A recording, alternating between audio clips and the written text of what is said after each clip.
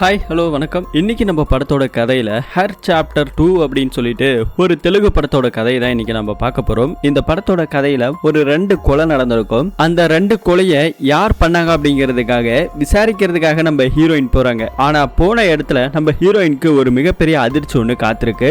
இந்த கொலைக்கும் நம்ம ஹீரோயினுக்கும் ஒரு தொடர்பு இருக்குது. அது என்ன அப்படிங்கிற மாதிரி கிளைமேக்ஸ்ல வேற லெவல்ல இருக்கும். ஸோ மறக்காம ஸ்கிப் பண்ணாம பாருங்க. சேனலுக்கு புதுசா இருந்தா மறக்காம சப்ஸ்கிரைப் பண்ணிடுங்க. இப்ப நேரா படத்தோட கதைக்குள்ள போவோம். இந்த படத்தோட ஸ்டார்டிங் சீன்ல ஒரு நைட் டைம்ல ஏதோ ஒரு பொண்ணு ஒரு பக்கம் வேகமா ஓடிக்கிட்டு இருக்க மாதிரி காமிக்கிறாங்க. அந்த பொண்ணை துரத்திக்கிட்டே இன்னொருத்தம் போறான். முகமுடி எல்லாம் போட்டுக்கிட்டு இருக்க அந்த நேரத்துல அந்த பொண்ணு தூரத்துல இருந்து அப்படியே துப்பாக்கியால ஷூட் பண்ண ஆரம்பிக்கிறான். அதே இடத்துல அந்த பொண்ணு பொத்துன்னு விழுந்து இறந்து போகிறான். அப்படியே இன்னொரு சீனை நமக்கு ஒண்ணு காமிக்கிறாங்க. ஒரு பெரிய குடோன் செட்டப்ல ஒரு இடம் இருக்கு. அந்த இடத்துல ஏதோ 2 பேர் துப்பாக்கியால மாத்தி மாத்தி சுட்டுக்கிட்டு இருக்க அங்க ஒருத்தவனை நமக்கு இங்க காமிக்கிறாங்க. இவன் அங்க இருக்கிற ஒரு பொண்ணை சுடுற மாதிரி காமிக்கும் போதுதான் தூக்கத்துல இருந்து எழுந்திருக்கிற நம்ம ஹீரோயினை காமிக்கிறாங்க. சோ ஹீரோயினுக்கு இதுக்கு முன்னாடி ஏதோ மாதிரி நடந்திருக்கு.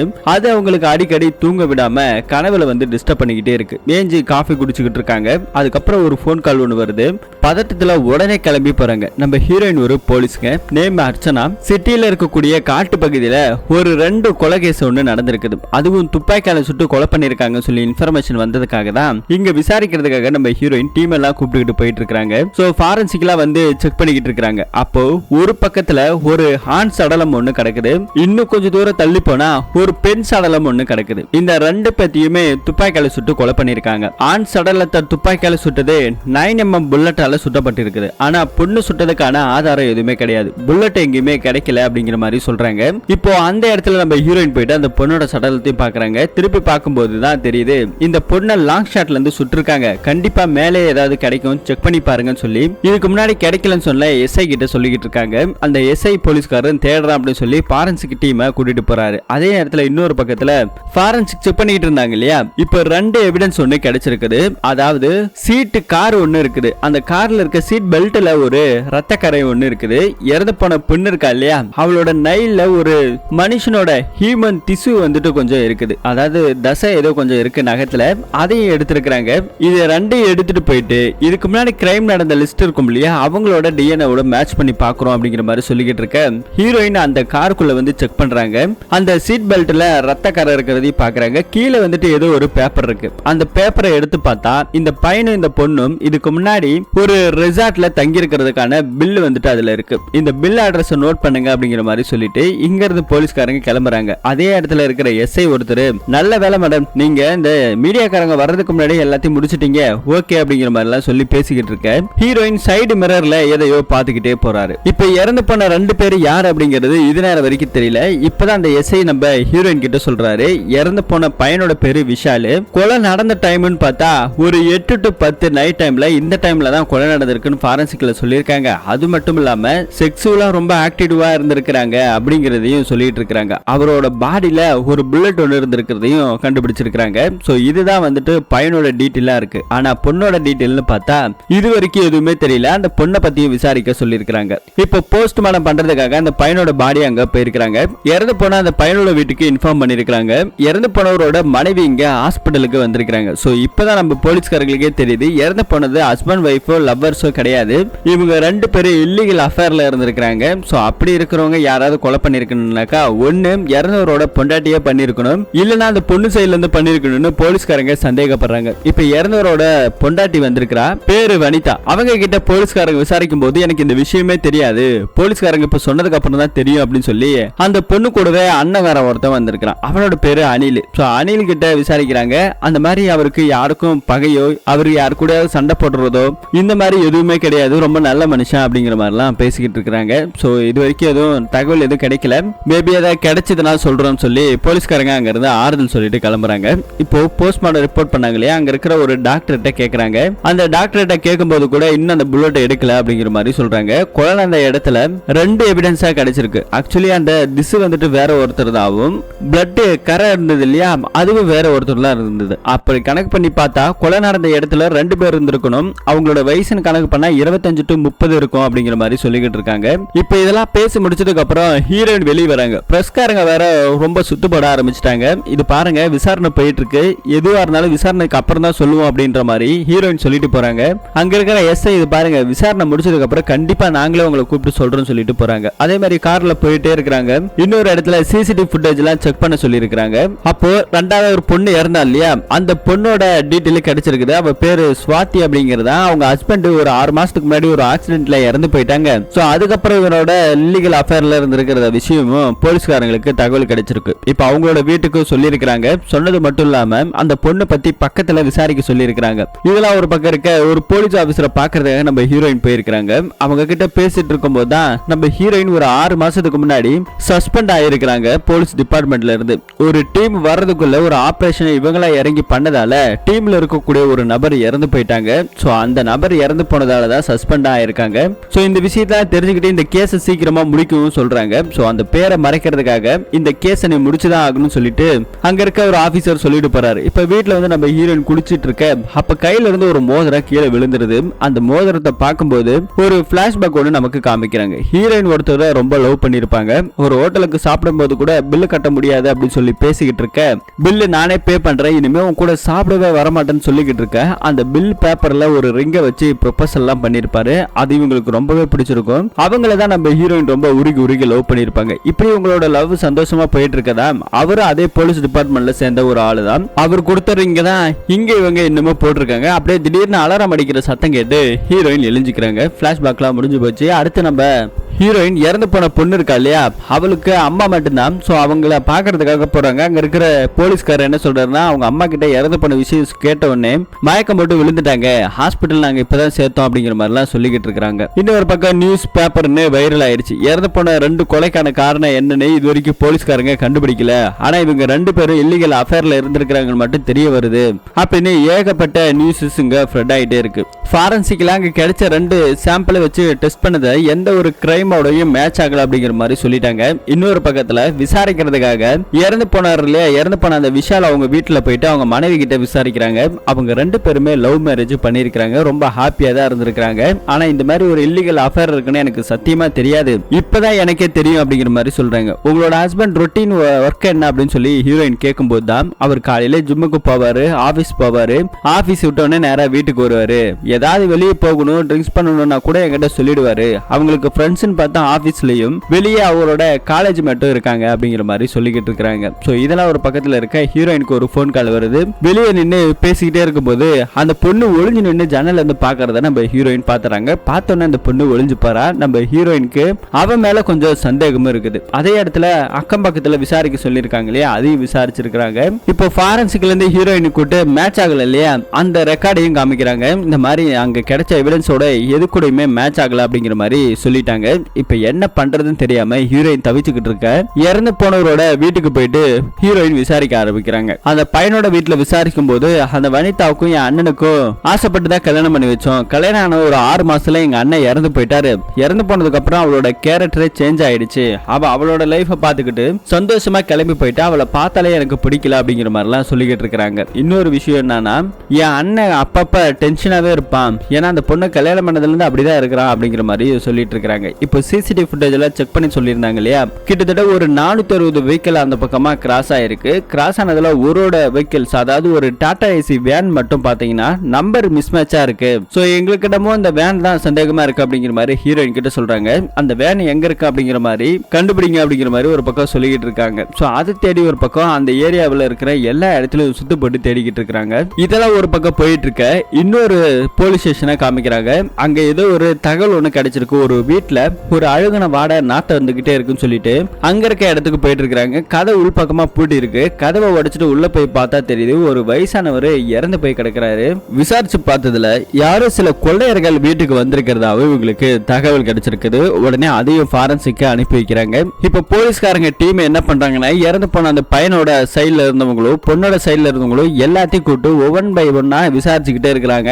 அப்படி விசாரிச்சதுல யாருக்கும் பெருசா எந்த ஒரு தொடர்புமே இல்லாத மாதிரி தான் தெரியுது. அவங்க பாயிண்ட் ஆஃப் வியூல அவங்க பேசிக்கிட்டு இருக்கும் போது இறந்து போன விஷால் அவங்களோட பொண்டாட்டியோட அண்ணன் இருக்கான் இல்லையா அனில், அவனை கூப்பிட்டு போலீஸ்காரங்க விசாரிக்கும் போது அவன் சில விஷயங்களை தடுமாறிக்கிட்டே சொல்றத நம்ம ஹீரோயின் நோட் பண்றாங்க.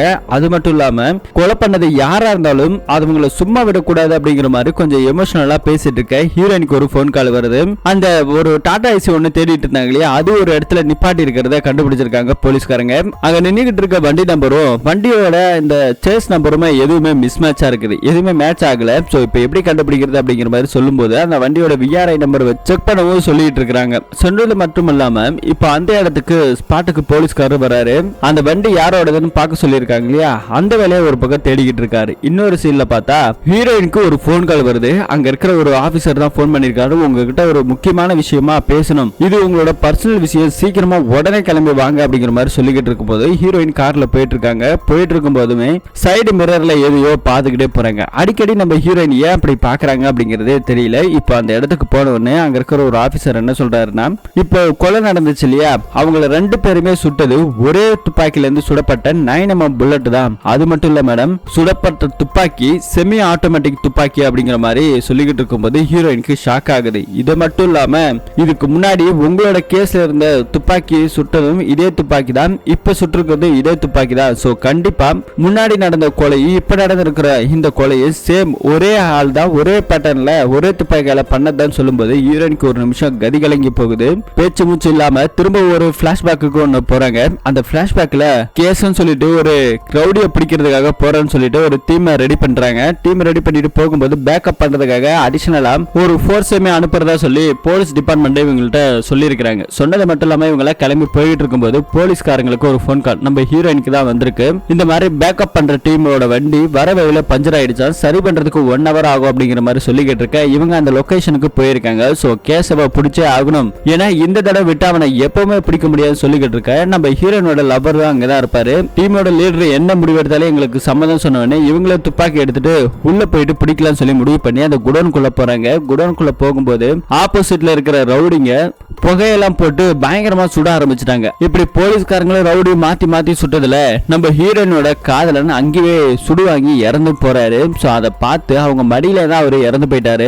சோ பேக்கப் போர்ஸ் வரதுக்கு முன்னாடி நம்ம ஹீரோயின் இந்த மாதிரி இறங்கி செஞ்சதுனால போலீஸ் டிபார்ட்மெண்ட் ஒரு 6 மாசம் சஸ்பென்ஸ கொடுத்திருக்காங்க. ஹீரோயினுக்கு வெறி அடங்கல.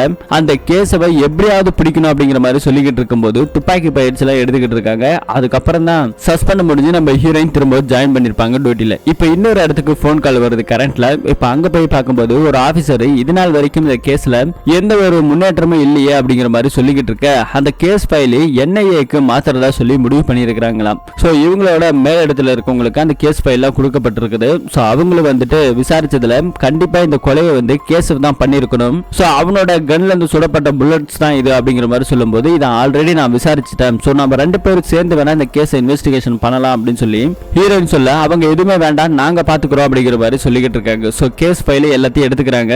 இருந்தாலும் இந்த கேஸை நீங்களும் விசாரிங்கன்னு சொல்லி ஹையர் ஆபீசர் நம்ம ஹீரோயினுக்கு பர்மிஷன் கொடுக்குறாங்க. ஆனா சேர்ந்து பாக்குறதுக்கான பர்மிஷன் இப்போ கிடையாது. அது எல்லாத்தையும் எடுத்துட்டு போறதால இன்னொரு சீன்ல அந்த ஆபீசரும் நம்ம ஹீரோயின் பேசிக்கிட்டே வெளியே வந்துகிட்டு இருக்காங்க. வெளியே வந்துகிட்டு இருக்கும் போது கூட நீ மட்டும் அன்னைக்கு பண்ணாம இருந்ததுனாக்கா இன்னைக்கு லெவலே வேற அப்படிங்கிற மாதிரி சொல்லிக்கிட்டு இருக்கும் போது அன்னைக்கு அவனை பிடிக்கணுங்கிறதுக்காக தான் நாங்க போனோம், ஆனா இப்படி நடக்கும் சொல்லி நாங்க எதிர்பார்க்கல. அது மட்டும் இல்லாம அவ வெறும் ட்ரக்ஸ் மட்டும் மாஃபியா பண்ணலாம் அந்த கேசவு.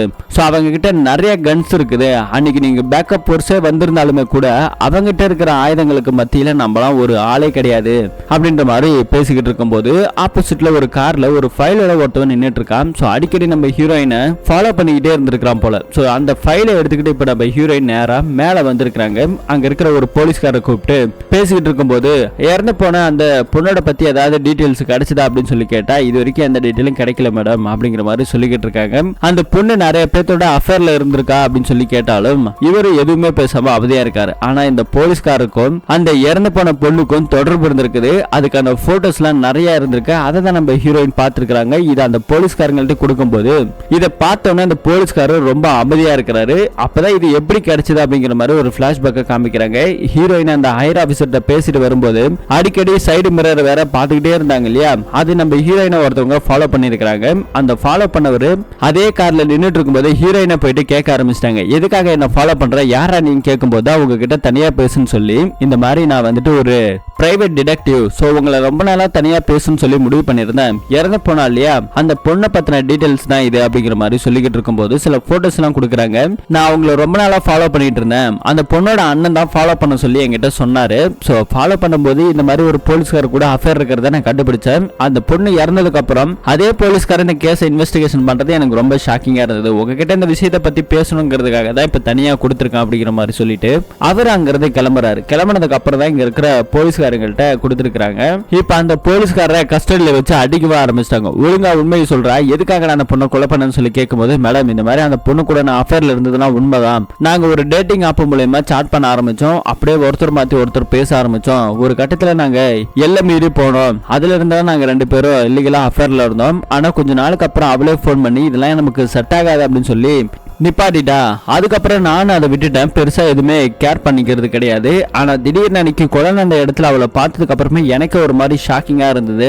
ஸோ சத்தியமா சொல்ற மேடம், நான் அந்த கொலையை பண்ணல. வேணும்னா கொலை நடந்த டைம்ல நான் இங்க தான் டியூட்டில இருந்தேன். வேணும்னா சிசிடிவி ஃபுட்டேஜ் கூட செக் பண்ணி பாருங்க. இந்த விஷயத்தை பத்தி நான் அப்பவே உங்கள்கிட்ட சொல்லியிருப்பேன். ஆனா இந்த விஷயம் வெளியே தெரிஞ்சதுன்னா என்னோட ஃபேமிலிலாம் கொஞ்சம் அசிங்கப்படுற மாதிரி ஆயிடும். எனக்குமே இது அசிங்கம் தான் அப்படிங்கிற மாதிரி சொல்லிக்கிட்டு இருக்கும்போது அங்க இருக்கிற ஒரு எஸ்ஐ போயிட்டு செக் பண்ணி இருக்கிறாரு. செக் பண்ணி பார்த்ததுல அன்னைக்கு இங்க தான் மேடம் இருந்திருக்கான் அப்படிங்கிற மாதிரி சொல்றாங்க. அதுக்கப்புறம் இருந்தாலுமே நீ வந்துட்டு தப்பு பண்ணிருக்க, நீமே ஒரு சஸ்பெக்ட் தான். சோ கண்டிப்பா உன்னை அரெஸ்ட் பண்ணுவோம். ஆனா அரெஸ்ட் பண்ணனாலுமே கூட உன்னை சஸ்பெக்ட்ல வைப்பானா அப்படிங்கிற மாதிரி சொல்லிட்டு இருக்காங்க. சொல்லி முடிச்சதுக்கு அப்புறம் அங்க இருக்கிற எஸ்ஐ இருக்காரு இல்லையா, அவர்கிட்ட என்ன உனக்கு அந்த பொண்ணு கூட அஃபேர்ல இருக்கா அப்படின்னு சொல்லி கேட்கணும். சேச்சா அப்படிலாம் இல்ல மேடம், ஏன் மேடம் இப்படிலாம் கேட்கறீங்கன்னு சொல்லி கொஞ்சம் சிரிச்சுட்டு பேசிட்டு இருக்காரு. இறந்து போன பொண்ணுக்கு ஒரு ஃப்ரெண்ட் ஒருத்தி இருக்கிறா. அவளை போயிட்டு நம்ம ஹீரோயின் விசாரிக்க ஆரம்பிக்கிறாங்க.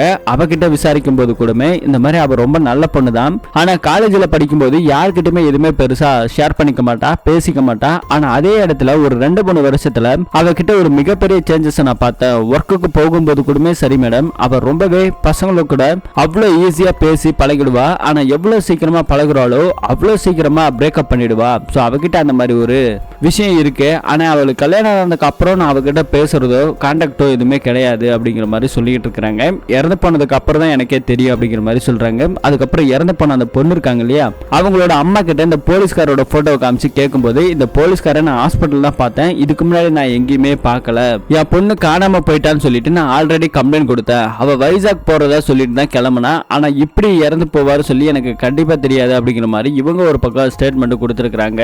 இன்னொரு சீன்ல போலீஸ்காரங்க ஹீரோயின் இருக்காங்க இல்லையா, அவங்க நம்ம போலீஸ்காரோட ஃபிங்கர் பிரிண்ட ஃபாரன்சிக்கு அனுப்பியிருக்காங்க. கொலை நடந்த இடத்துலயும் இந்த போலீஸ்காரோட ஃபிங்கர் பிரிண்ட் இவரோட டிஎன்ஏ மேட்ச் ஆகுதான்னு சொல்லி செக் பண்ணி பார்த்ததுல அந்த மாதிரி எதுவுமே மேட்ச் ஆகல. சோ இப்பதான் அந்த போலீஸ்கார சொன்னதெல்லாம் உண்மைன்னு சொல்லி நம்ம ஹீரோவே கண்டுபிடிச்சிருக்காங்க. சோ அது மட்டும் இல்லாம ஒரு வேன் ஒண்ணு காணாம போயிருந்ததுல அதை கண்டுபிடிச்சாங்க இல்லையா, அவனோட ஒரிஜினல் ஓனரே இப்ப கண்டுபிடிச்சிட்டாங்க. எதுக்காகடா வேன் அந்த மாதிரி மாத்தி ஏதாவது பண்ணையா அப்படின்னு சொல்லி கேட்டா, மேடம் என் வண்டி வந்துட்டு ஒரு 2-3 வாரத்துக்கு முன்னாடியே காணாம போயிடுச்சு, கம்ப்ளைண்ட் கொடுத்துருக்கான் அப்படின்னு சொல்லி கம்ப்ளைண்ட் கொடுத்ததுக்கான எல்லா டீட்டெயில்ஸுமே காட்டுறாங்க. காட்டினதுக்கு அப்புறம் என் வண்டி இங்கதான் இருந்திருக்குன்னு சொல்லி இப்ப போலீஸ்காரங்க கேட்டுதான் எனக்கே தெரிய வரும் அப்படின்னு சொல்லினதால பெருசா இதுல எந்த ஒரு விஷயமே சிக்காதால அவனையுமே அமுச்சு விடுறாங்க.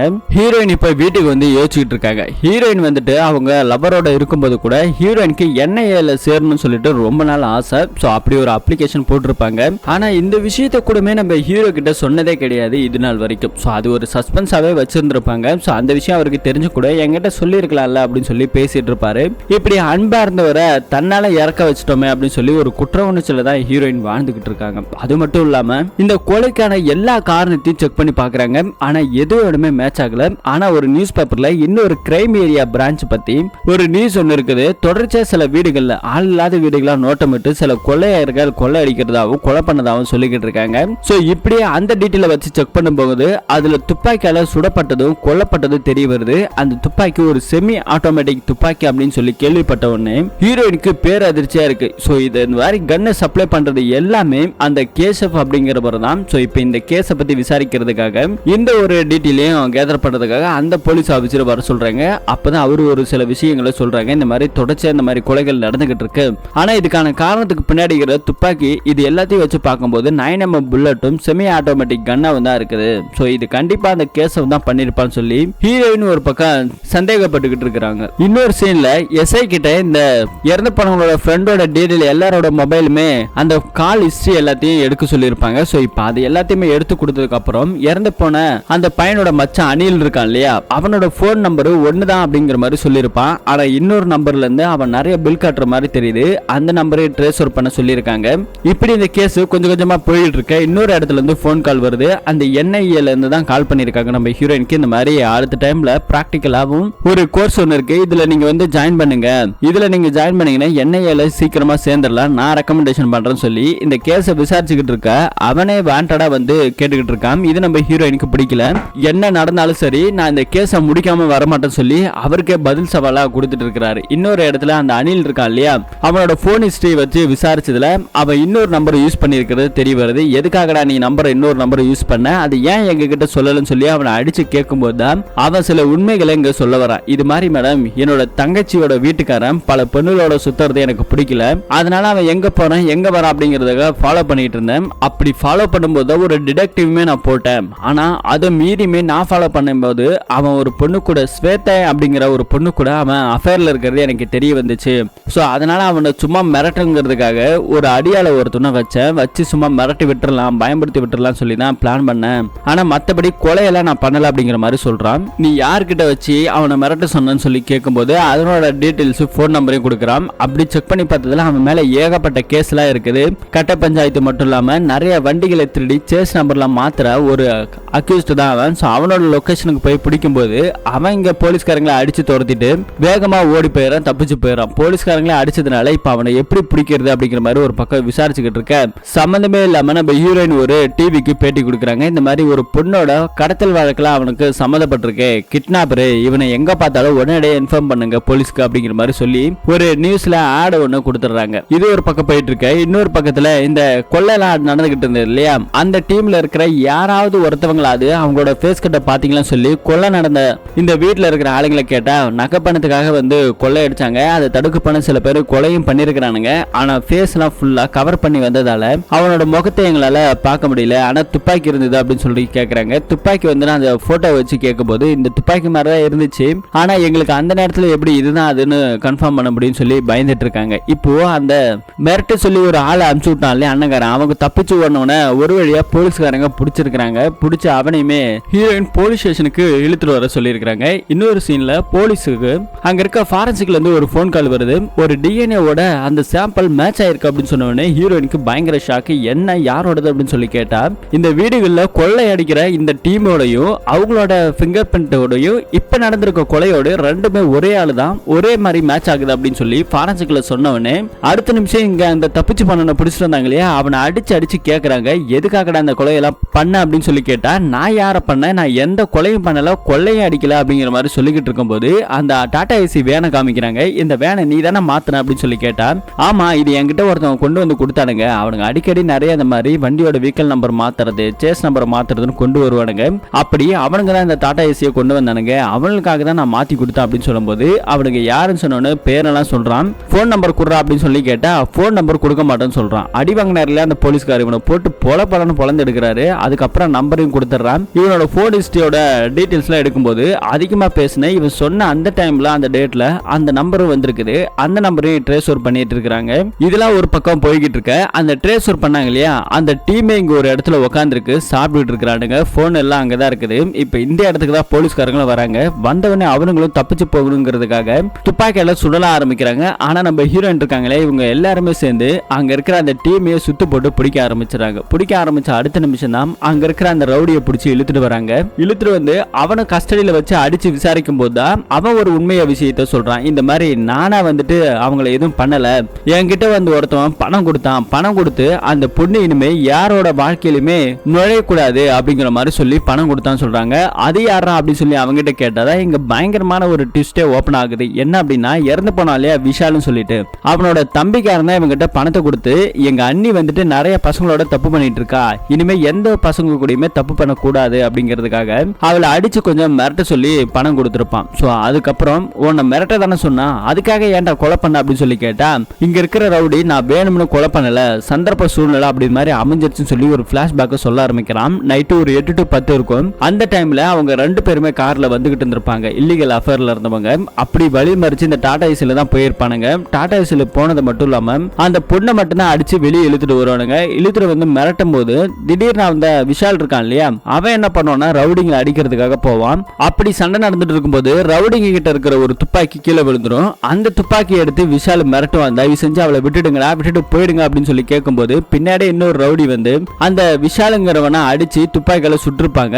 அது மட்டும் இல்லாம தப்பிச்சு அந்த பொண்ணு ஓடி இருப்பா, ஓடுற பொண்ணு வெளியே போய் சொல்லிடுவாளுங்கிற பயத்துல இந்த ரவுடி துப்பாக்கியால சுட்டுட்டான். சோ இதுதான் நடந்துச்சு அப்படின்னு அவன் ஸ்டேட்மெண்ட் கொடுத்துறான். அடுத்தது என்ன, இறந்து போன விஷால் இருக்கான் இல்லையா, அவனோட தம்பி எங்க கஸ்டடியில எடுத்து அடிச்சு விசாரிக்கிறாங்க. உன்னால 2 பேர் இறந்துட்டாங்க அப்படின்னு சொல்லி கேட்கும்போது, என் அண்ணி வந்துட்டு சரியில்லை, என் அண்ணன் உயிரோடு இருக்கும்போதே அவ பல பசங்களோட அஃபேர்ல இருந்தா, இது எல்லாத்தையும் பார்த்துட்டு என்னால எப்படி பொறுத்துக்க முடியும், ஆனா நான் கொலை பண்ணலாம் சொல்லல, காசு கொடுத்து மிரட்ட சொன்னது என்னமோ உண்மைதான், இனிமே எந்த பசங்களோட வாழ்க்கையை வீணாயிட கூடாதுங்கிறதுக்காக தான் நான் அப்படி பண்ணேன், என் அண்ணன் இறந்து போனதுக்கு அப்ப கூடமே அவளால எங்க குடும்பத்துல நிறைய பிரச்சனை இருந்தது அப்படின்னு A to Z எல்லாம் சொல்லி அவன் பயங்கரமா அழுகிறான். ஆனா கொலையை நான் பண்ண சொல்லல அப்படிங்கறதையும் சொல்லி இருக்கிறான். இப்போ எல்லாத்தையும் கண்டுபிடிச்சாச்சு. அதே வில்லன் கிட்ட இன்னொரு விசாரணையும் நம்ம ஹீரோயின் வச்சிருக்காங்க. நீ துப்பாக்கியால சுட்டல, அந்த துப்பாக்கி எங்க இருந்தா எடுத்த அப்படின்னு சொல்லி கேட்டா, நாங்க நிறைய வீடுகளை கொள்ளையடிச்சோம், அப்படி கொள்ளையடிக்கும் போது ஒரு வீட்டுல இருந்து தான் அந்த துப்பாக்கி நான் எடுத்துட்டு வந்தேன் அப்படின்னு சொல்லி அந்த கொலை பண்ணவனு சொல்லிடுறான். சோ அது எந்த வீடு அப்படின்னு சொல்லி இங்க இருக்கிற நம்ம ஹீரோயின் கேட்டுக்கிறாங்க. கேட்டது கொஞ்ச நேரம் அப்புறம் ஒரு ரோட்ல என்கொயரி நடந்துகிட்டு இருக்கு. ஒரு கார் ஒன்று வருது, அந்த காரை மடக்கி பிடிக்கிறாங்க.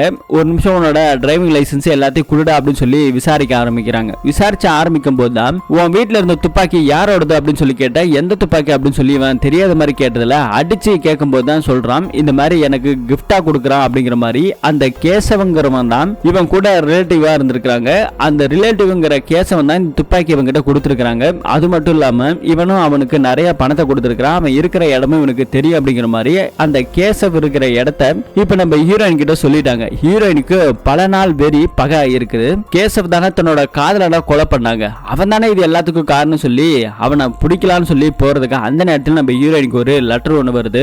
என்ஐஏல சேரணும் அப்படிங்கறத ஹீரோயினோட பல நாள் கனவு. இப்ப அதுலயுமே சேர்ந்துட்டாங்க, போஸ்டிங்கும் கொடுத்துட்டாங்க. அங்க சுத்தி இங்க சுத்தி இந்த கேசவ் ஃபைல் உங்ககிட்ட தான் வரணும்னு சொல்லி தலைவிதி போல இருக்கு அப்படிங்கிற மாதிரி போலீஸ்காரங்க சொல்லிக்கிட்டு இருக்காங்க. இப்போ அதே இடத்துல என்ஐஏல இருக்கிற அங்க இருக்க போலீஸ் ஆபீசர் நம்ம ஹீரோயினுக்கு சப்போர்ட் பண்றாங்க. இப்ப பயங்கர போர்ஸோட கொஞ்ச நாளுக்கு அப்புறம் அந்த கேசவ இருக்கிற இடத்தை தேடி நம்ம ஹீரோயின் பயங்கர போர்ஸோட போறாங்க. இந்த தடவை அவனை போட்டு தள்ளுவாரா இல்ல என்ன நடக்க போகுது அப்படிங்கிற மாதிரி பார்ட் 2க்கான லீடோ கொடுத்தா அப்படி இந்த படத்தோட ஸ்டோரியை முடிக்கிறாங்க. இந்த படத்தோட கதை எப்படி இருக்கு அப்படிங்கறத கமெண்ட் செக்ஷன்ல நீங்க சொல்லுங்க. இது மாதிரியான இன்ட்ரெஸ்டிங்கான கதையை தெரிஞ்சுக்கணுமா, மறக்காம நம்ம சேனலை சப்ஸ்கிரைப் பண்ணி வைங்க. மீண்டும் அடுத்த பார்ட் 2ல திரும்பவும் சந்திப்போம். தேங்க்யூ.